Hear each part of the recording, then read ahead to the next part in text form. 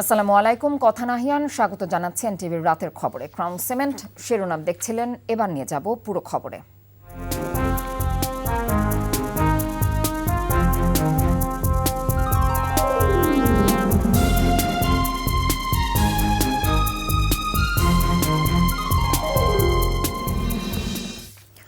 প্রথমবারের মতো আকার কমিয়ে 2025-26 অর্থ বছরের জন্য 7,90,000 কোটি টাকার বাজেট পেশ করলেন অর্থ উপদেষ্টা ডক্টর সালেউদ্দিন আহমেদ। 2,26,000 কোটি টাকা ঘাটতিরে বাজেটে রাজস্ব আয়ের লক্ষ্য 5,64,000 কোটি।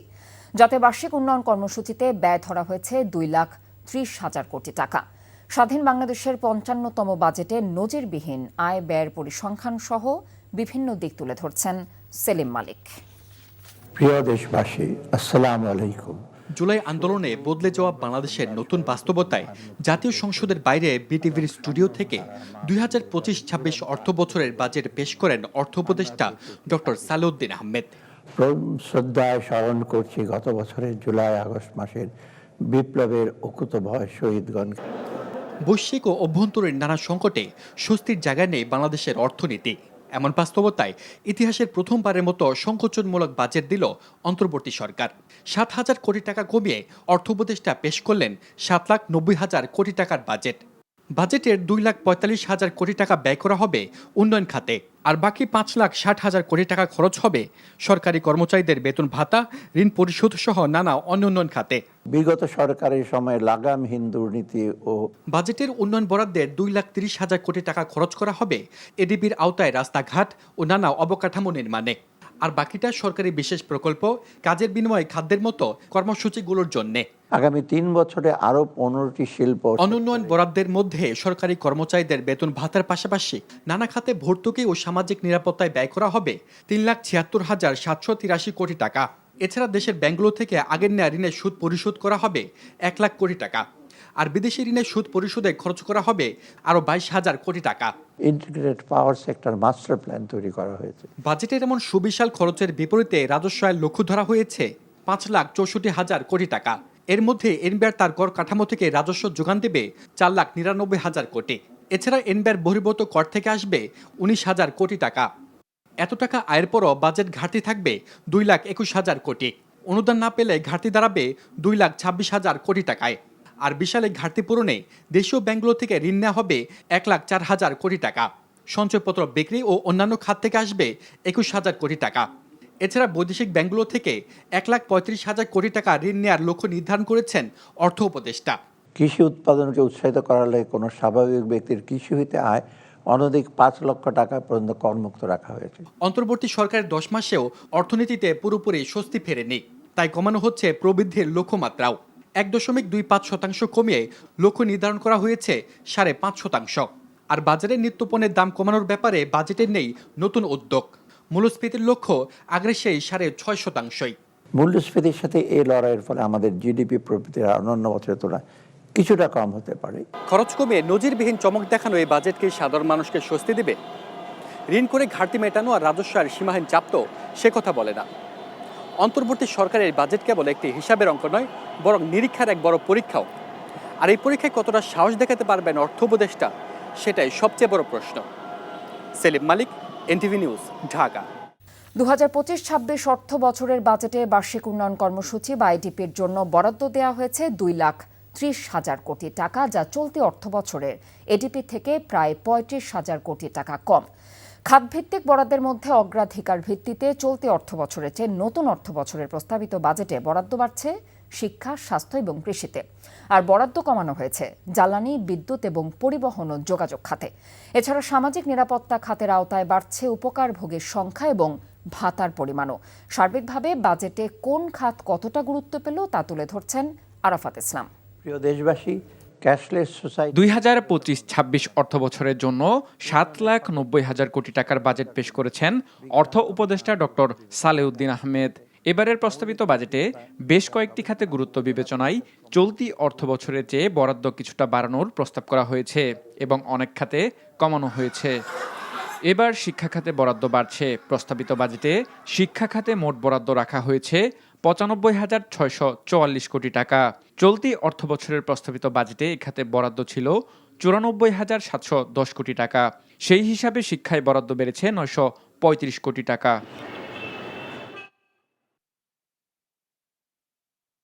স্বাস্থ্য খাতে 41,900 প্রস্তাবিত বাজেটে, যার পরিমাণ ছিল 41,408 কোটি টাকা। সেই অনুযায়ী নতুন অর্থবছরে বরাদ্দ বেড়েছে 500 কোটি টাকা। অন্যদিকে জ্বালানি ও বিদ্যুৎ খাতে চলতি অর্থবছরের চেয়ে নতুন অর্থবছরে বরাদ্দ কমানো হয়েছে। 22,520 কোটি টাকা বরাদ্দের প্রস্তাব রাখা হয়েছে। চলতি অর্থবছরের প্রস্তাবিত বাজেটে বরাদ্দ ছিল 30,317 কোটি টাকা। সেই হিসাবে বরাদ্দ কমেছে 25.71%। পরিবহন ও যোগাযোগ খাতে 71,344 কোটি টাকা বরাদ্দের প্রস্তাব করা হয়েছে। চলতি অর্থবছরের প্রস্তাবিত বাজেটে বরাদ্দ ছিল 82,918 কোটি টাকা। সেই দিক বিবেচনায় এবার বরাদ্দ কম রাখা হয়েছে। কৃষি খাতে 27,224 কোটি টাকা বরাদ্দের প্রস্তাব করা হয়েছে। চলতি অর্থবছরের প্রস্তাবিত বাজেটে এ খাতে বরাদ্দ ছিল 27,214 কোটি টাকা, যার ফলে বরাদ্দ বাড়ছে 10,000 কোটি টাকা। এছাড়া সামাজিক নিরাপত্তা খাতে 1,16,731 কোটি টাকা বরাদ্দের প্রস্তাব করা হয়েছে। পাশাপাশি এই কর্মসূচির আওতায় উপকারভোগীর সংখ্যা ও ভাতার পরিমাণও বাড়ছে। আরাফাত ইসলাম, এনটিভি নিউজ, ঢাকা। 2025-26 অর্থ বছরের রাজস্ব আদায়ের লক্ষ্যমাত্রা ধরা হয়েছে 5,64,000 কোটি টাকা, যা জিডিপির 9%। এর মধ্যে জাতীয় রাজস্ব বোর্ড আদায় করবে 4,99,000 কোটি টাকা, আর রাজস্ব বোর্ড বহির্ভূত কর আয় থেকে আসবে বাকি 65,000 কোটি টাকা। উচ্চ মূল্যস্ফীতির মধ্যে ব্যক্তি শ্রেণীর করদাতাদের করমুক্ত আয়সীমা আসছে অর্থ বছরের জন্য বাড়েনি, তবে 2026-27 অর্থ বছরের জন্য এই সীমা বাড়ানোর প্রস্তাব রাখা হয়েছে। মেজবা হাসানের রিপোর্ট। রাষ্ট্রের আভ্যন্তরীণ উৎস রাজস্ব বোর্ড থেকে 2025-26 অর্থ বছরে 4,99,000 কোটি টাকা আদায় করতে চায় সরকার, যার মধ্যে মূল্য সংযোজন কর থেকে সর্বোচ্চ 1,88,518 কোটি টাকা আসবে। আয়কর থেকে আদায় হবে 1,82,000 কোটি টাকা। বাকি অর্থ আসবে সম্পূরক আমদানি, রপ্তানি ও আবগারি শুল্ক থেকে। ব্যক্তিশ্রেণীর করদাতাদের করমুক্ত আয়ের সীমা আসছে অর্থ বছরের জন্য বাড়ানো না হলেও পরবর্তী 2 বছরের জন্য 25,000 টাকা বাড়িয়ে 3,75,000 কোটি টাকা প্রস্তাব করা হয়েছে। গেজেটভুক্ত জুলাই অভ্যুত্থানে নিহত ও আহত পরিবারদের জন্য করমুক্ত আয়ের সীমা 5,25,000 কোটি টাকা নির্ধারণ করা হয়েছে। তবে এবার নতুন করদাতাদের উৎসাহ দিতে ন্যূনতম করের পরিমাণ 1,000 টাকা করা হয়েছে। 2026-27 ও 2027-28 করবর্ষের কর হার ও সারচার্জ নির্ধারণ করা হয়েছে। ফলে করদাতাগণ 2025-26, 2026-27 এবং 2027-28 এই 3 কর বৎসরের জন্য প্রযোজ্য কর হার সম্পর্কে আগাম ধারণা লাভ করতে সক্ষম হবে। তবে প্রস্তাবিত ও পরবর্তী 2 বছরের কর হার পরবর্তী সরকার পরিবর্তন করতে পারবেন। কর্পোরেট কর হার বেশিরভাগ ক্ষেত্রে আগের মতোই রাখা হয়েছে, তবে পুঁজিবাজারের ক্ষেত্রে শর্ত সাপেক্ষে কর হার বদল আনার প্রস্তাব করা হয়েছে। পুঁজিবাজারে তালিকাভুক্ত হতে উৎসাহিত করার উদ্দেশ্যে কর হারের ব্যবধান 5% থেকে বাড়িয়ে 7.5% করা হয়েছে। পুনর্বিন্যাস করা হয়েছে ব্যাংক হিসাবের জন্য আবগারি শুল্ক আরোপের স্তর। 2025-26 অর্থ বছরে জাতীয় বাজেটে আবগারি শুল্কের সীমা বাড়িয়ে 1 লাখ থেকে 3 লাখ করার প্রস্তাব করা হয়েছে। বিগত বছরগুলোতে উচ্চাভিলাষী রাজস্ব আয়ের লক্ষ্যমাত্রা দিয়ে তা পূরণ করতে ব্যর্থ হয় স্বৈরাচার আওয়ামী লীগ সরকার। এমনকি সংস্কারের নানা রকম উদ্যোগ নিলেও তা ছিল শুধুমাত্র কাগজ কলমে। অভ্যুত্থানের পর সংস্কার কার্যক্রমের সাথে সমান তালে রাজস্ব আয় বৃদ্ধির মাধ্যমে মূল্যস্ফীতি নিয়ন্ত্রণ অন্তর্বর্তীকালীন সরকারের জন্য বড় চ্যালেঞ্জ হয়ে দাঁড়াবে। Mezba Hasan, NTV news, Dhaka. প্রস্তাবিত বাজেট আগের সরকারেরই ধারাবাহিকতা। এই বাজেটের মৌলিক বিষয়গুলোতে গলদ রয়েছে বলে মন্তব্য করেছেন বিএনপি স্থায়ী কমিটির সদস্য আমির খসরু মাহমুদ চৌধুরী। আর জামায়াত ইসলামের নায়েবে আমির সৈয়দ আব্দুল্লাহ মোহাম্মদ তাহের বলেছেন, আগের বাজেটের তুলনায় প্রস্তাবিত বাজেটে উন্নতি হয়েছে বলে মনে করেন না তারা। অন্তর্বর্তীকালীন সরকারের বাজেট স্বভাবতই আমার প্রত্যাশা সীমিত, কারণ হচ্ছে অন্তর্বর্তী সরকারের একটা সীমাবদ্ধতা আছে। বিগত সরকার যেভাবে বাজেটের সাইজ বাড়াতে যে জায়গায় নিয়ে গেছে, সেটার সাথে বাংলাদেশের রাজস্ব আয়ের কোনো সম্পর্ক নেই।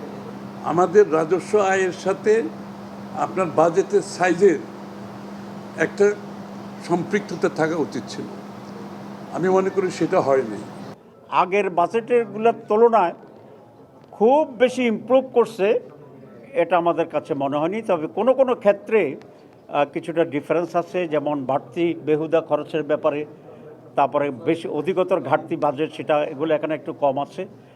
দ্রব্যমূল্যের ব্যাপারে যেটা বলেছেন মনে হয় দ্রব্যমূল্য স্থিতিশীল হয়তো বা থাকতে পারে, কিন্তু দ্রব্যমূল্য কমবে কি না সে বিষয়টা বাজেট তো স্পষ্ট নয়। দেশের অন্যতম জনপ্রিয় বাণিজ্যিক ব্যাংক মার্কেন্টাইল ব্যাংক পিএলসির 26তম প্রতিষ্ঠাবার্ষিকী উদযাপন করা হয়েছে আজ। রাজধানীর দিলকুশায় ব্যাংকটির প্রধান কার্যালয়ে প্রতিষ্ঠাবার্ষিকী উপলক্ষে অনুষ্ঠানের আয়োজন করা হয়। ব্যাংকের চেয়ারম্যান মোহাম্মদ আনোয়ারুল হক প্রধান অতিথির বক্তব্যে বলেন, ২৬ বছরের কঠোর পরিশ্রমে প্রথম সারির ব্যাংক হিসেবে প্রতিষ্ঠিত হয়েছে মার্কেন্টাইল ব্যাংক উল্লেখ করে ভবিষ্যতেও গ্রাহক বান্ধব ব্যাংকিং সেবা প্রদানের প্রতিশ্রুতি দেন তিনি। এ সময় উপস্থিত ছিলেন ভাইস চেয়ারম্যান আলহাজ আকরাম হোসেন ও মোহাম্মদ আব্দুল হান্নান, ব্যবস্থাপনা পরিচালক মতিউল হাসান সহ ব্যাংকের ঊর্ধ্বতন নির্বাহী এবং কর্মকর্তাবৃন্দ। ফরিদপুরের ভাঙায় যাত্রা শুরু হলো দেশের ইলেকট্রনিক্স ব্র্যান্ড ওয়ালটনের এক্সক্লুসিভ পরিবেশক শোরুম নাহার ইলেকট্রনিক্স। সম্প্রতি আনুষ্ঠানিকভাবে উদ্বোধন করেন চিত্রনায়ক আমিন খান এবং ওয়ালটন ডিস্ট্রিবিউটর নেটওয়ার্কের সেলস বিভাগের প্রধান ফিরোজ আলম সহ অন্যান্যরা। ভাঙা বাজার টিন পট্টিতে চালু হওয়া শোরুমটিতে পাওয়া যাচ্ছে ওয়ালটনের সর্বাধুনিক প্রযুক্তি এবং ফিচারের বিদ্যুৎ সাশ্রয়ী ফ্রিজ, এসি, টিভি সহ আরও বিভিন্ন পণ্য।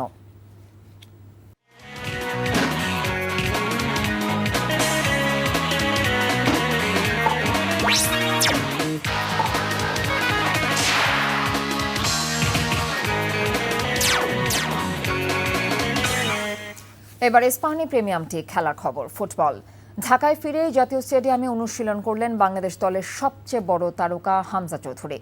সমর্থকদের উদ্দেশ্যে বার্তায় কৃতজ্ঞতা প্রকাশ করেছেন তিনি। সকালে লন্ডন থেকে ঢাকায় পা রেখে কয়েক ঘন্টার ব্যবধানে মাঠে ঘাম ঝরিয়েছেন হামজা। প্রথমবারের মতো জাতীয় স্টেডিয়ামে দলের সঙ্গে অনুশীলন করতে দেখা গেছে তাকে। সবকিছু ঠিক থাকলে 10 জুন সিঙ্গাপুরের ম্যাচ দিয়ে দেশের মাটিতে অভিষেক হবে হামজার। তার আগে 4 জুন ভুটানের বিপক্ষে একটি প্রীতি ম্যাচ খেলবে বাংলাদেশ। গত 25 মার্চ ভারতের শিলংয়ে এশিয়ান কাপ বাছাইয়ের স্বাগতিক ভারতের বিপক্ষে জাতীয় দলে অভিষেক হয় হামজার। সিঙ্গাপুর ম্যাচ সামনে রেখে হামজার সঙ্গে যোগ দিচ্ছেন কানাডা প্রবাসী সমিত সোম। এরই মধ্যে দলের সঙ্গে যোগ দিয়েছেন ইতালি প্রবাসী ফামিদুল ইসলাম। সব সমর্থক, গণমাধ্যম ও সাংবাদিকদের ধন্যবাদ জানাতে চাই। দুর্দান্ত দলের অংশ হতে পেরে গর্ববোধ করছি। ইনশাআল্লাহ আমরা সফল হব। আশা করি সবাই আমাদেরকে সমর্থন করবেন। এবারে ক্রিকেট প্রসঙ্গ। সংযুক্ত আরব আমিরাত ও পাকিস্তান সফরে সিরিজ হারের দুঃস্মৃতি নিয়ে দেশে ফিরছে বাংলাদেশ দল। প্রথম গ্রুপটি বিকেল 5টা 20 ঢাকায় পৌঁছেছে। 2 ম্যাচের টি-20 সিরিজ খেলতে প্রথমে সংযুক্ত আরব আমিরাত সফরে যায় লিটন দাসরা। পরবর্তীতে সিরিজটি 3 ম্যাচে রূপ নেয়। জয় দিয়ে সিরিজ শুরু করলেও শেষ পর্যন্ত 2-1 ব্যবধানে হারে বাংলাদেশ। এরপর 3 ম্যাচে টি-20 সিরিজ খেলতে পাকিস্তান যায় ফিল সিমন্সের দল। সেখানে হোয়াইট ওয়াশ হয় সফররত দলটি। জুনে শ্রীলঙ্কা সফর করবে বাংলাদেশ। 2 টেস্ট, 3টি করে ওয়ানডে এবং টি-20 ম্যাচ খেলবে শান্ত মিরাজরা।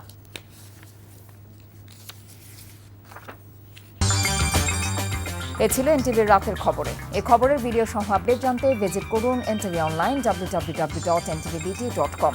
এছাড়াও এনটিভির জনপ্রিয় সব অনুষ্ঠান এবং খবরের আপডেট জানতে ভিজিট করুন আমাদের ইউটিউব এবং ভেরিফাইড ফেসবুক পেজ। রাত 1টা মধ্যরাতের খবর দেখার আমন্ত্রণ রইল। এতক্ষণ সাথে থাকার জন্য ধন্যবাদ সবাইকে।